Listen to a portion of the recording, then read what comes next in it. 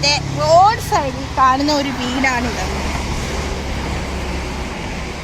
അതിമനോഹരമായ ഈ വീട് ഒരു 4 നെട്ടുള്ള ഒരു വീടാണ്.